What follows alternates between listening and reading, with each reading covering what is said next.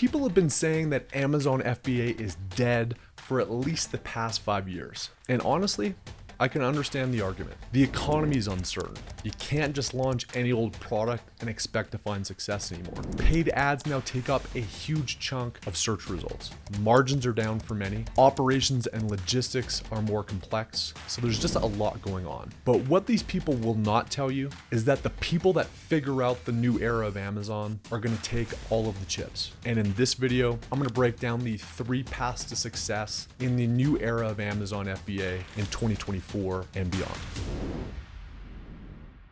What is up, guys? And if this is your first time here, this channel is Heis. My name is Adam, and we basically deep dive into how to build e-commerce brands. More oftentimes than not, how to build e-com brands on the Amazon FBA sales channel. And I come from a place of experience. I was involved as an executive for a 9-figure physical products brand. About 3.5, 4 years ago or so, I built my own home goods brand, and in under 2 years had a 7-figure exit. And ever since, about every year, I've been launching new brands, testing new strategies, and finding success as there's dynamic shifts on the Amazon platform. And I say this not to brag, but I say this to say that I've seen a thing or two, and that's informed a lot of my thoughts on the Amazon game now and in the future, and what we're going to cover in this video. So let's get after it. In door number 1 to finding success on Amazon, I believe a play is the low margin, low price play. Look, whether you like it or not, Amazon has always been about the price. It's a de facto Walmart in the digital realm. Because of Amazon Prime, because it's very easy to return products, oftentimes customers just buy the stuff that's the cheapest that they think is going to meet their needs. So the top 3 or 4 organic search results on page 1 of Amazon generally get 70, 80+% of the total sales for that keyword and for that market. They get more sales velocity, they get more reviews, they get more customers, and that steamroll helps them find a ton of success. With this strategy, it also relies heavily on organic. Because the price is low, they typically convert well, they don't need to run as much on ads, and so the pay-per-click dynamics is less of a concern in the low price play. But I gotta be honest, this is probably not a path that I would recommend for anybody, and most people aren't gonna find success here. And that's because the strategy in this play typically involves lower quality products, just the nature of the beast, but more importantly, it involves really close access to the factories and the best prices to get products manufactured. This is likely because most of these sellers are the factories themselves, typically out of China, or they're based in China and have direct advantages both culturally and in terms of geographic access and negotiation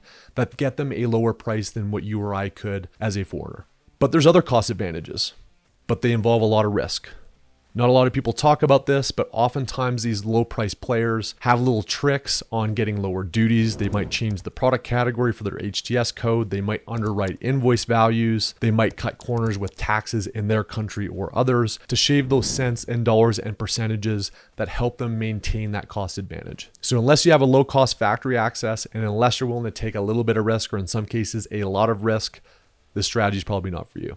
The other final most important piece here is that these are highly low margin businesses. We're talking 5% and in some cases lower net margins that they make on every individual sale. But they don't care, right? Because they get more sales, they look at the cumulative margin that comes in. While this can be a fantastic cash flow engine, and again, find a lot of success, at least organically on Amazon, who's gonna wanna buy a brand that has 5% less margins? Not many. So you're not building an asset. That brings us to door number 2, which is the incumbent hero ASIN optimization strategy. You know, a lot of the brands that you see and a lot of the products you see on Amazon that are currently successful and I believe will be successful moving forward were actually launched in 2015, 2016, 2017, you name the year, but it was 5+ years ago. The advantages that these players have is that they were able to participate in Amazon where the rules were different. They were able to accumulate reviews, history, money, leverage with factories, better costs that stem from them just getting into the game at the right time, at the right place. But the challenge for these businesses, as I alluded to before, in some cases, the first page of Amazon may be 60% plus ads and or recommendations. So unless you're in top 4, you're probably somewhere around the middle of the page. So for those incumbents that haven't been able to hold on to that position, they now have to spend a significant percentage on ads to maintain their sales. This significantly erodes growth and margins and gets into price wars that these other incumbents try to get back to their former glory. So what's the strategy here? Well, first of all, These listings and these products need to be revitalized. We're talking new images, new listing, new copy, updating the products at their factories, getting lower price terms, optimizing cash flow. Whether they like it or not, these incumbent players also have to become really good at Amazon pay-per-click. It's a necessary evil, and they can't rely solely on organic performance anymore. And then the final strategy here, because they're probably going to be losing growth, certainly in core markets like the US, is to launch and take those reviews, take that history into international markets. Now look, I would say that there's maybe 5% of people on this channel watching this video where those first two doors of success actually apply. A, they're not that fun, and most people don't want to build a business like that. More likely though, they don't have the advantages. They don't have access to factories in a way that a Far East seller would. They maybe didn't launch a product and have lucky timing back in 2015, 16, and 17 that the incumbents did. So what now? Well, I'm going to talk about door number 3, which is the premium play. And you're going to want to listen up here. If you got headphones on, turn this up. This is the future of Amazon. The people that figure this playbook out are going to have the most successful brands. They're going to earn the most money. And frankly, they're probably going to have the most fun and fulfillment because they're building brands and products that matter. In my view, this is also probably the most sustainable strategy. I don't want to run on 5% margins. I don't want to rely on a has-been product that was popular 7 years ago. I want to build something that's going to last 3, 4, 5+ years, a tangible asset, something that's not going to be fleeting as the Amazon game changes. So here's the strategy.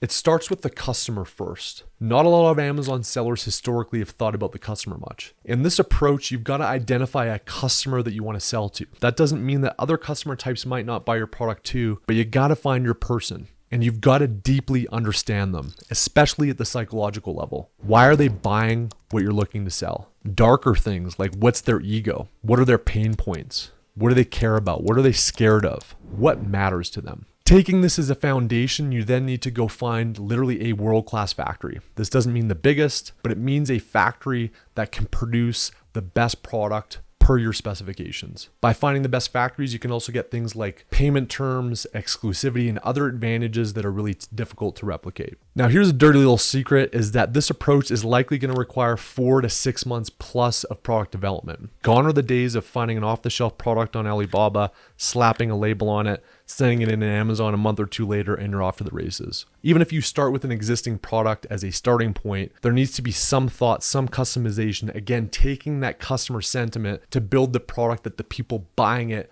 want to actually buy. This isn't rocket science, but it's real differentiation. It's real quality. It's real thoughtfulness. But with this, you get a product moat. The good thing about products that are more difficult and time consuming to develop is that they're harder to knock off. You're buying yourself maybe 18 to 2 years before anybody even has a hope of that. You also ingrain some opportunities to get exclusivity because you're putting your fingerprint on it. You can get both design and utility patents that are really, really amazing once you get that moat in place. But most importantly, these products enable you to sell a premium price product.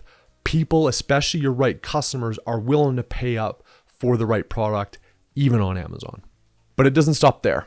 This strategy also involves world-class imagery, creative copy, listing optimization, and understanding of the nuances of the Amazon platform. You've got to be best of breed. Your photos have to be clickable. Your photos have to convert. Your listings need to be keyword optimized, but also sell. Your listing digitally needs to emotionally speak and convert your customers. Now, in those first two doors of Amazon, what you often have is frankly old dogs doing old tricks. And so the other approach here is driving an external traffic engine. This is things like Google ads, YouTube ads, influencers, SEO off of Amazon, email lists, customers that actually seek you out and type in your brand on Amazon. I'm telling you, the people that figure out this external game and build real brands are going to have the atomic weapons of the Amazon platform that are going to be near impossible to replicate, especially as costs and significance of Amazon pay-per-click goes up. Now, I just mentioned Amazon pay-per-click. That's another core part of this strategy. The reality is that when you're a higher priced product, you're not going to be the top of organic results in a lot of cases. You might be more middle of the page, maybe spot 5 to 10. So you're going to have to rely on an ad game. You got to be ruthless with pay-per-click. You got to understand the distinct strategies, the bids, the budgets, the placements. And something that not a lot of people talk about is actually optimizing creative and testing ads. In the traditional D2C environment, companies are going to launch 200-300 ad types and creatives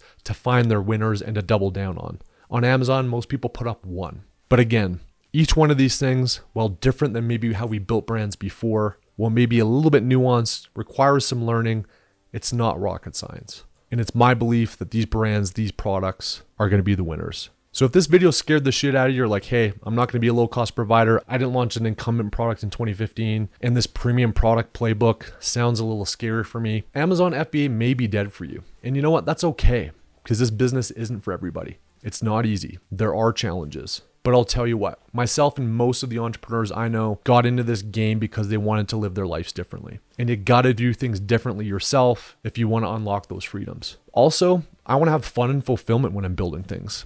I didn't get into Amazon to shill a bunch of shit, which in many cases, those first 2 doors of success are basically what you're going to be shilling. If this gets you fired up, if you want to be one of the people capturing the chips in this door number 3, you got to subscribe to this channel if you haven't already, because I'm going to be dropping a ton of content the remainder of this year and into 2024 on this exact playbook. I'm going to be talking about real brands, real case studies, opening up the doors behind the scenes so you can see and learn the things I'm seeing and learning, which includes both the mistakes and the wins. You know, when I launched this channel 2.5 years ago, I wanted to drop stuff that no one else gave out for free. I myself was frustrated with what was on YouTube. It was a lot of flash and dash crap. People saying a lot without saying a lot, if you know what I'm saying. So I'm doubling down on that here moving forward. I hope you can join me if you're interested in that. And it's going to be completely free and better than what most people pay for. But if you want to also see how deep the rabbit hole goes, we've got over 150 plus videos, a community of 8,000 sellers, which I think is probably the largest in the world in terms of private course communities, 4+ Q&A calls a week, some of the most dedicated support and obsessive Amazon sellers in the world,